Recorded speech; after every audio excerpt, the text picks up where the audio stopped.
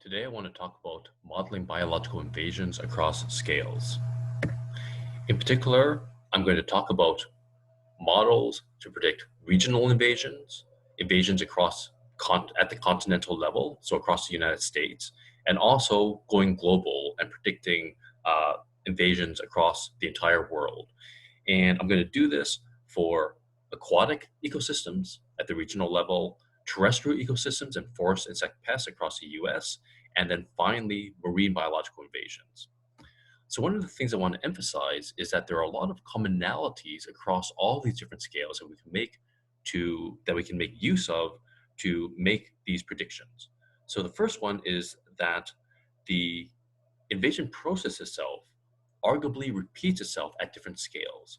So at the primary invasion, sometimes we're interested in invasions within continents. And at the secondary invasion scale, so at the spread scale, we're interested in invasions of individual patches. Now, arguably, despite the difference in these different scales, we are still interested in the arrival or the number of propagules arriving at different locations, as well as the probability of establishment afterwards, which is going to be dependent upon things such as the match between the species traits and the environmental conditions, the abiotic and biotic environments that they encounter, etc.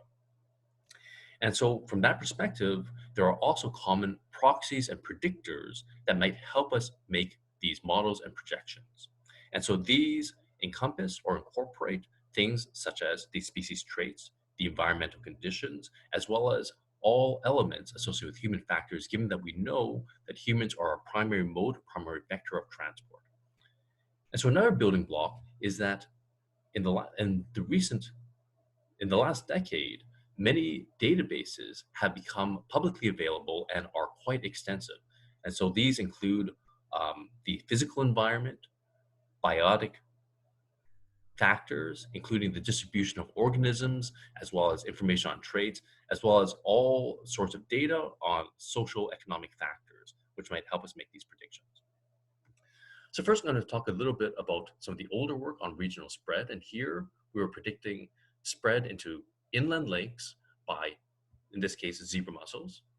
And here, as often occurs, we could not observe individual propagules per se, but we knew that they were primarily being transported by boats. And so really what we wanted to do was predict how boats moved across the landscape. So each of these individual dots, the black dots here represent uninvaded lakes, the red dots represent invaded lakes by the zebra mussels, and we could see whether we could match that pattern of invasion, or we could help predict that pattern of invasion using these types of models. And so we know that boats usually don't travel very far, so we might expect an inverse relation with distance. We know that physical environment actually makes a difference as well. So we would expect in this case a positive relation with lake size.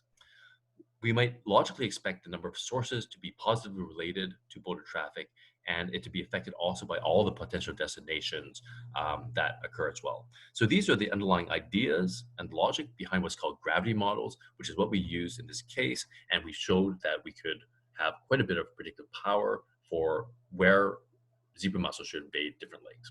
Now, more recently, we want to expand that logic and start asking whether we could build general models and predict entire suites of species across larger spatial scales. And so in this case, we were interested in effectively continental level spread of terrestrial pest species, forest pest species.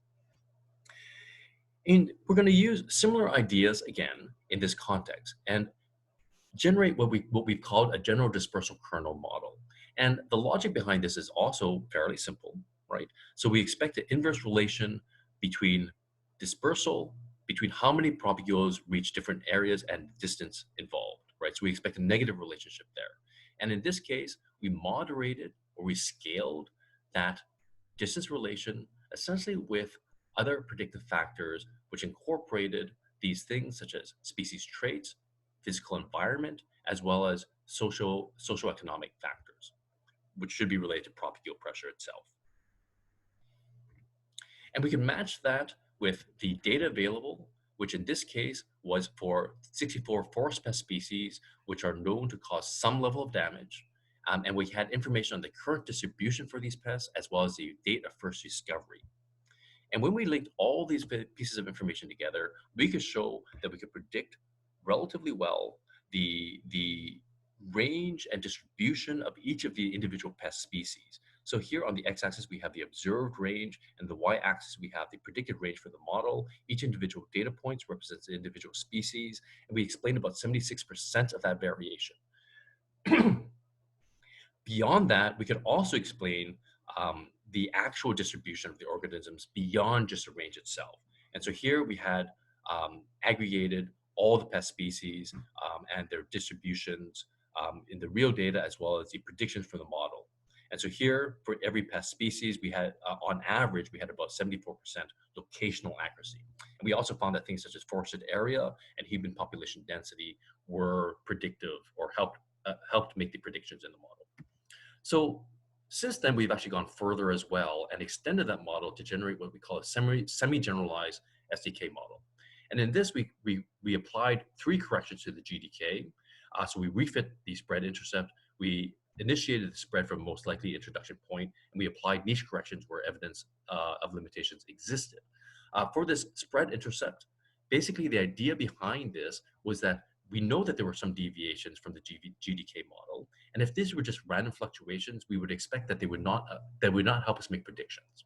But if instead they were consistent across time and they reflected different characteristics associated with the species, they might actually help us make predictions that we could take them into account when making forecasts. And so for 3 species, we had species time series data. And so we can build the model on earlier parts of the time series and predict future parts of the time series and apply these different correction factors and see if it helps make projections into the future, okay? And we can also compare it, because we had these time series data, with models customized for each of these specific species individually.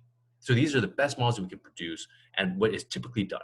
So what we found was that the customized models performed about 17% better than the GDK model. As we would expect, we lost some predictive power due to that generalization process. However, what we also found was the SDK, the semi-generalized model, actually performed 17% better than the customized model. And we think that this is because there's a lot of stochasticity introduced with individual time series, but if those processes are actually quite common, we might be able to borrow strength for the different pest species. So now I want to go even broader and talk about global invasions.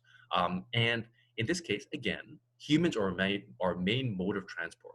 And for marine biological invasions, shipping is one of the main modes, okay? And we know that shipping is going to be related, or the reason why shipping occurs is because we want trade. And this is itself going to be related to macroeconomic predictors. So what we want to see here is whether we can measure things such as macroeconomics, right? Use that kind of data to predict shipping and then thereafter predict invasions. And so again, I turned to this idea of gravity models and that residual adjustment that I had just mentioned, so essentially offsetting the intercepts, right? Into what's called a residual adjusted unconstrained gravity model, or ROG model. And in this case, we had lots of data available. So we had 9 years of global shipping data for every ship movement across the world. So greater than 50 million ships. We had macroeconomic predictors, GDP and population size. Again, this is going to be a function of distance, but now also it's going to be a function of other socioeconomic factors such as common language, colonial history, trade agreements. And we brought all this information together. We could actually build a model from, in this case, 2006 to 2009, and try to project into the future, in this case, 2014, and see how well we could do. And what we found was that we could predict that shipping traffic very, very well. We could capture twofold growth in the shipping traffic that occurred between those time periods. And in addition, we could explain 90% of the variation in that shipping traffic. So with this in place, we could then combine it with other information on shared socioeconomic pathways. Okay, so this is basically macroeconomic predictions for the future for things such as population size and GDP. And there's different scenarios involved in this. And what we would project, given these scenarios, is that the shipping traffic should increase by about 240% to 1,200%. And so we could then go even further and combine this with climate change scenarios, so changes in environment, as well as a biological invasion model, which had already been created.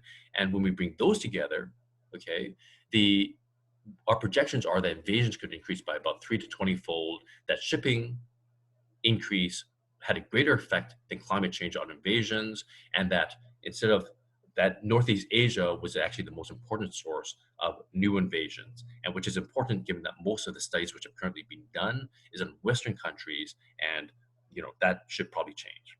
All right, so I'm just going to end by just saying that, or to just emphasize these ideas of commonalities and that pathway levels models are possible as are generalizations across species, and this could provide a very powerful way of looking across scales and rapidly assessing species. All right, I'll end it there.